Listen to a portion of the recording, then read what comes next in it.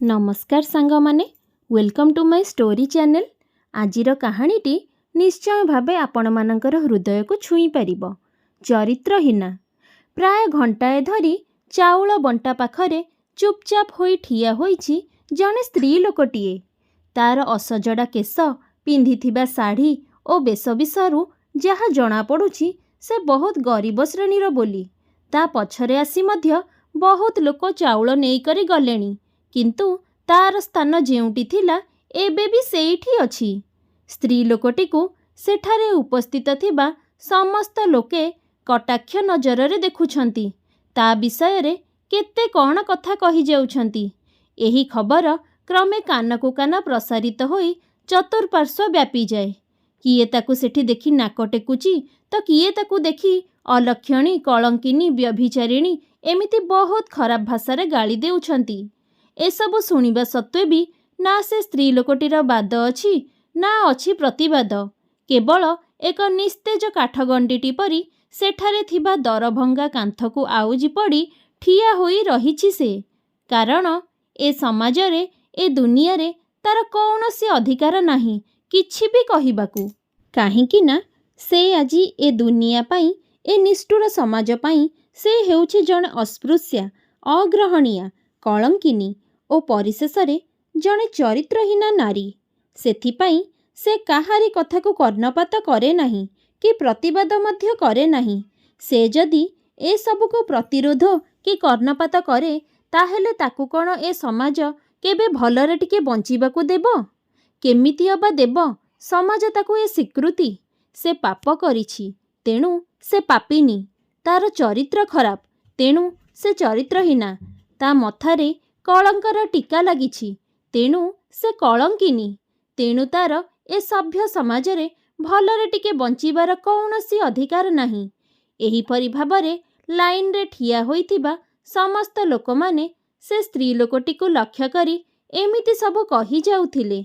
मात्र से सबुको निरीक्षण करुथिले चाउल बंटा पाखरे बसिथिबा लिसा नामरे जणे महिला कर्मचारी। काहींकि केजाणी से स्त्री लोकटी प्रति लोकमानकर एमिति व्यवहार लिसा को बहुत कष्ट देउथिला। मने मने लिसा भाबुथिला केमितिका स्त्री लोक ये निज विषय रे एते खराब कथा सुनिकी भी प्रतिरोध आदम करू नाही। ना ना मते काई लागुनी से स्त्री लोकटी एते खराब होइथिबे बोली। सेथिपाई लिसा सेठारे उपस्थित थिबा जणे स्त्री लोक को डाकी कहिला, माउसी जेउ स्त्री लोकटी से भंगा कांथ को आउजी ठिया होईछि आपण ताकू जानिछंती कि? तांको कौन पाई समस्ते एते असभ्य भाषारे गाली करूछंती? तांकर भूल कौन? उत्तर रे से माउसी जनक कहिले, कौन कहिबी माँ तते? नाटी तार रीता। से गोटिए चरित्रहीना नारी, गोटे कलंकिनी नारी। ता संस्पर्शरे आसिले तोर मध्य पाप हेबो माँ। टंका पाई से किछि भी खराब काम करि पारे। सेथिपाई आम गाँर लोक माने परा ताको बासंद करि देइछंती। ता पाख माड़िबा तो दूरर कथा, सेही केही ता सहित पदुटिए कथा भी हुअंतिनी। एमिति भाबरे माउसी जनक से स्त्री लोकटिकु बहुत खराब भाषारे गाली करुथिले आउ नीरबरे शुणुथिला लिसा। तापरे समस्ते चाउल नेई जाई सारिबा परे रीता चाउल आनी घर को फेरी आसिला। काहींकि केजाणी चाउल बंटा पाखरु आसिला परठारु लिसार कौनसी कामरे मन लागु न थाए। केवल सेई निरीह स्त्री लोकटीर मुहटी ताको दिशी जाउथाए। ता विषय रे एते सबु खराब कथा सुनिला परे भी लिसा मन आदौ मानु न थाए। इच्छा हेउथाए ता सांगरे पुणी थरे देखा हुअंता कि ता विषय रे सठिक कथा जानी पारंती।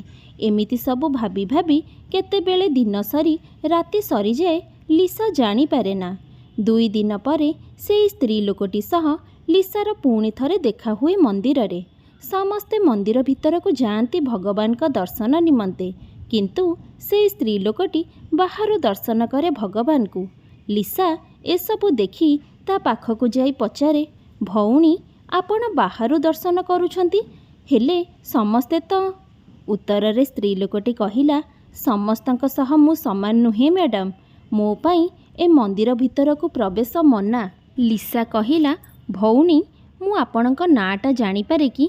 सामान्य हसी करी स्त्री लोकटी कहिला, हाँ निश्चय, କାହିଁକି ନୁହେଁ, କିନ୍ତୁ ଆପଣ ମୋତେ କେଉଁ ନାମରେ ଡାକିବାକୁ ଚାହାନ୍ତି? ମୋର ତ ବହୁତ ନାମ। ଏ ସମାଜ, ଏ ଲୋକମାନେ ମୋର ବିଭିନ୍ନ ନାମ ଦେଇଛନ୍ତି, ଯେମିତିକି କଳଙ୍କିନୀ, ଅଲକ୍ଷଣୀ, ଚରିତ୍ରହୀନା, ଏପରି ବହୁତ ନାମ। ଆଶ୍ଚର୍ଯ୍ୟ ହୋଇ ଚାହିଁ ରହିଥିଲା ଲିସା ସେ ସ୍ତ୍ରୀ ଲୋକଟିର ମୁହଁକୁ। ନାଇଁ, ଏସବୁ ନୁହେଁ ଭଉଣୀ, ୟା ବ୍ୟତୀତ ଆଉ କିଛି ନାମ ତୁମର କୁହ। ଉତ୍ତରରେ ସ୍ତ୍ରୀ ଲୋକଟି କହିଲା, ଆଚ୍ଛା ହଉ, ତୁମେ ମୋତେ ରୀତା ବୋଲି ଡାକିପାରିବ। ଆଚ୍ଛା ରୀତା, ଆପଣଙ୍କୁ କାହିଁ କେଜାଣି ଦେଖିଲେ ମୋତେ ଲାଗୁଛି ଆପଣ ଶିକ୍ଷିତ ବୋଲି, କିନ୍ତୁ ଏମିତି ଗୋଟେ ରାସ୍ତାକୁ ଆପଣ କ'ଣ ପାଇଁ ବାଛିଲେ, ଯେଉଁଥିରେ କେବଳ ନିନ୍ଦା ଆଉ ଅପମାନ? ସେତେବେଳେ ରୀତା ଆଖିରୁ ଝରି ପଡ଼ୁଥିଲା ଟୋପା ଟୋପା ଲୁହ। ସେହି ଲୁହ ସବୁକୁ ପୋଛି ଅଜସ୍ର ଦୁଃଖ ଓ ଯନ୍ତ୍ରଣାକୁ ଛାତି ତଳେ ଚାପି ରଖି ରୀତା କହିଲା, ପରିସ୍ଥିତି ଆଜି ମୋତେ ଏଠି ଆଣି ଛିଡ଼ା କରେଇଛି ଭଉଣୀ। ଚାହିଁଲେ ବି ମୁଁ ଏଥିରୁ ମୁକୁଳି ପାରିବିନି। ଏ ସମାଜର ଲୋକମାନେ ମୋତେ କଳଙ୍କିନୀ ସଜେଇ ଦେଇଛନ୍ତି, ଚରିତ୍ରହୀନାର ଉପାଧି ପିନ୍ଧେଇ ଦେଇଛନ୍ତି। ତେଣୁ ମୁଁ ଏଥିରୁ ମୁକୁଳିବା ପୁରା ଅସମ୍ଭବ। ମୁଁ ଯୁଆଡ଼େ ବି ଯିବି ଏ ଉପାଧିଟି ମୋ ପିଛା ଛାଡ଼ିବନି।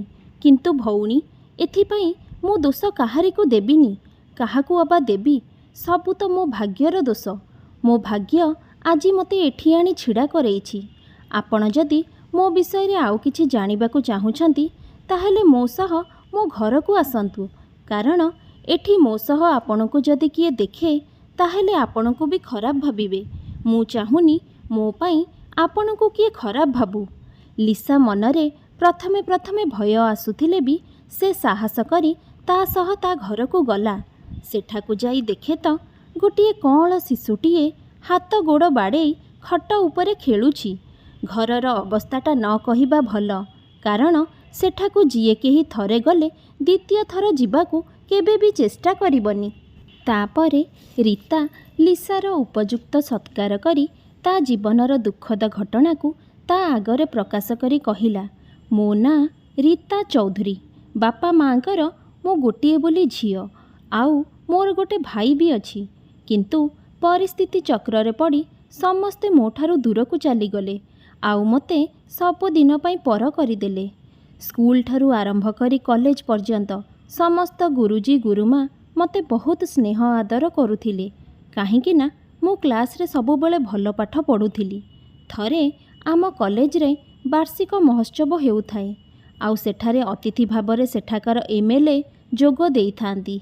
ସେଇଠି ହିଁ ପୋଲିସ ଅଫିସର ରାଜ ସାମନ୍ତଙ୍କ ସହ ମୋର ଦେଖା ହୁଏ। ପ୍ରଥମ ଦେଖାରେ ହିଁ ସେ ମୋତେ ଭଲ ପାଇ ବସିଥିଲେ, ଆଉ ତାପରେ ବିବାହ ପ୍ରସ୍ତାବ ନେଇ ଆମ ଘରକୁ ଆସିଥିଲେ। ଘର ଲୋକଙ୍କ ଅନୁମତିରେ ଆମ ଦୁଇ ଜଣଙ୍କ ବିବାହ ହୋଇଥିଲା। ସବୁକିଛି ଠିକ୍ଠାକ୍ ଚାଲିଥିଲା।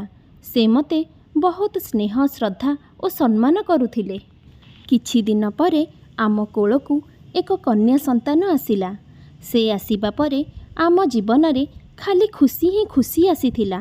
ତାଙ୍କ ଘର ଲୋକମାନେ ମୋତେ ଏତେଟା ଭଲ ନ ପାଇଲେ ବି ରାଜଙ୍କ ଭଲ ପାଇବା ପାଇଁ ମୁଁ ସେସବୁକୁ ଭୁଲି ଯାଉଥିଲି।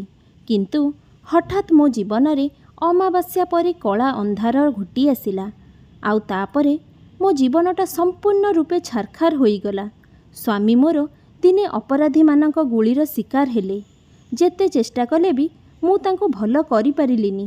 ଶେଷରେ ହସ୍ପିଟାଲରେ ଚିକିତ୍ସାଧୀନ ଅବସ୍ଥାରେ ତାଙ୍କର ମୃତ୍ୟୁ ଘଟିଥିଲା। ସବୁଦିନ ପାଇଁ ମୋ ଜୀବନରୁ ଆଉ ମୋ ଝିଅ ଜୀବନରୁ ସେ ଚାଲିଗଲେ। ତାଙ୍କର ହଠାତ୍ ଚାଲିଯିବାକୁ ମୁଁ ଆଦୌ ବରଦାସ୍ତ କରିପାରୁନଥିଲି। ମୋ ଅସହାୟତାର ସୁଯୋଗ ନେଇ ଶାଶୁଘର ଲୋକମାନେ ମୋ ଉପରେ ନିର୍ଯାତନା କରିବା ଆରମ୍ଭ କରିଦେଲେ, ଆଉ ସରକାରଙ୍କ ଠାରୁ ମିଳିଥିବା ସମସ୍ତ ସହାୟତାକୁ ସେମାନେ ହଡ଼ପ କରି ନେଇଥିଲେ।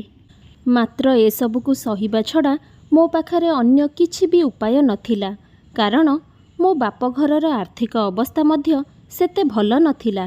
ବାପା ମୋର ଥିଲେ ଜଣେ ହାର୍ଟ ପେସେଣ୍ଟ, ଭାଇ ଥିଲା ଗୋଟେ ଦିନ ମଜୁରିଆ। ତେଣୁ ସେଥିରେ କଷ୍ଟେ ମଷ୍ଟେ ଭାଇ, ଭାଉଜ, ବାପା ଓ ବୋଉ ଚଳି ଯାଉଥିଲେ। ସେଥିପାଇଁ ମୁଁ ତାଙ୍କ ଉପରେ ବୋଝ ହେବାକୁ ଚାହୁଁନଥିଲି। ଦିନେ ଘରେ କେହି ନଥିବା ବେଳେ ମୋ ଦେଢ଼ଶୁର, ଯାହାକୁ ମୁଁ ସଦାସର୍ବଦା ବଡ଼ ଭାଇ ସଦୃଶ୍ୟ ସ୍ନେହ, ଆଦର ଓ ସମ୍ମାନ କରିଆସିଛି, ସେ ମୋ ଉପରେ ଖରାପ ଦୃଷ୍ଟି ପକାଇଲେ। ଆଉ ଯେତେବେଳେ ମୁଁ ସେ କଥାକୁ ଘର ଲୋକଙ୍କ ସାମ୍ନାରେ ପ୍ରକାଶ କଲି ସେତେବେଳେ ସେମାନେ ମୋ ଚରିତ୍ର ଉପରେ ପ୍ରଶ୍ନବାଚୀ ଉଠାଇଲେ ଆଉ ରାତାରାତି ମୋତେ ଓ ମୋ 2 ମାସର ଛୋଟ ଝିଅକୁ ଗଳା ଧକ୍କା ଦେଇ ଘରୁ ତଡ଼ିଦେଲେ।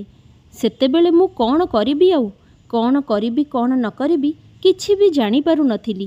ଛୋଟ ଛୁଆଟିକୁ ଧରି କୁଆଡ଼େ ଯିବି କ'ଣ କରିବି କିଛି ଭାବିପାରୁନଥିଲି।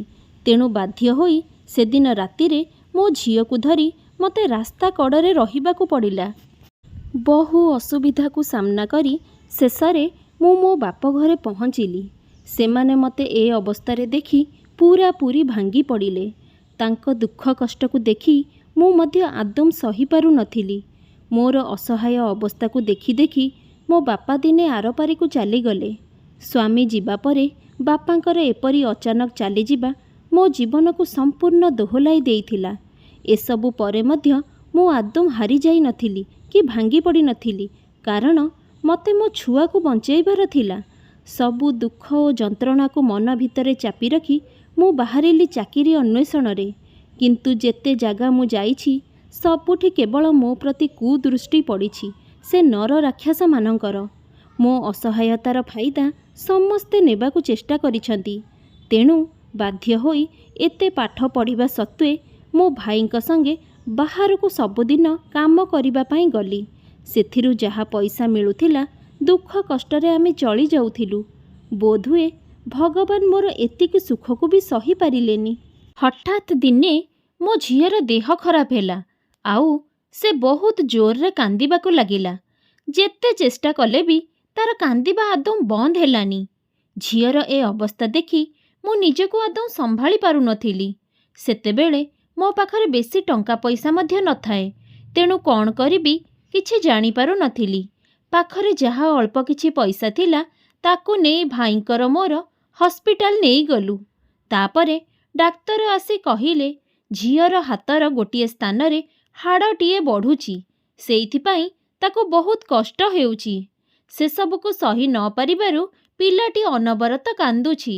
ତେଣୁ ତାର ଏହି ସପ୍ତାହ ମଧ୍ୟରେ ଅପରେସନ୍ ହେବା ନିହାତି ଆବଶ୍ୟକ, ନହେଲେ ତାର କିଛି ବି ହୋଇପାରେ।